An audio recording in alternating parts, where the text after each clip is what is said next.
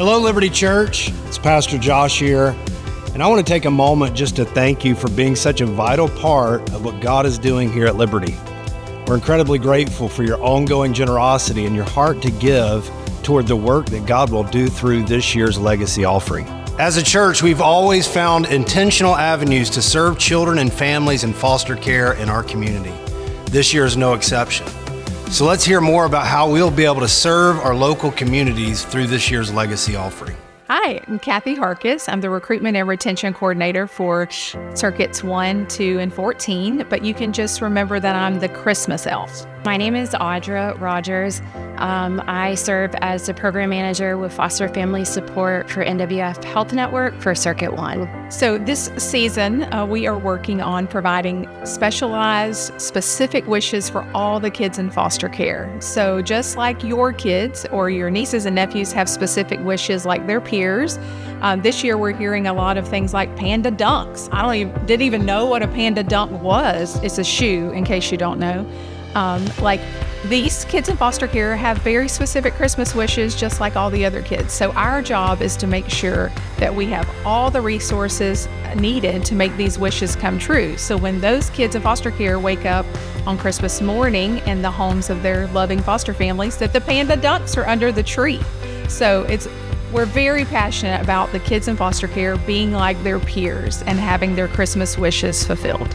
When I think about foster care, ultimately, it's the church's responsibility to care for widow and orphans. Scripture is incredibly clear over that. And we sit in roles to serve and ask people to come along and join us in this. When a kid comes into care, the level of darkness, often there's been a break in attachment, there's been harm, there's been a maltreatment, all of those things have taken place. And so the need to care for these kids are not the same as caring for our biological kids or grabbing our nieces and nephews. The need is not that. And to be mindful that the work that we're doing is literally waging war against darkness at times is what it essentially is. And so every one of our families needs support. All of our kids need support. And this is an opportunity to literally be the village, to hit the easy button on one simple thing in care. And this is a way I can wage war against hard things and dark things in my community. So if you're sitting out there and you've ever thought, man, I would like to foster, or maybe we could do that. Research tells us that it takes 3 years from the first time you thought it, or from the minute I would say God lands or plants the seed in your heart. So look at your calendar. If it's been about 3 years, your time is up and we're ready for you to become a foster parent. But if you're just now thinking about it, you don't have to wait 3 years. Our classes start in January. So if we could make all the wishes come true for kids in foster care, it would be that local families step up, come forward and say, you know what, I could welcome one child one time into my home. That's who we're looking for. So if all the wishes could be met, it would be that these local kids land on Christmas morning in a loving home, in a safe and snug bed, and open their wishes on Christmas morning would be ideal. So if you say, nope, cannot, not the place for me, this is another avenue where you can get plugged in and help support local families. So when you donate and it goes toward making Christmas wishes come true for a kid, what you're saying is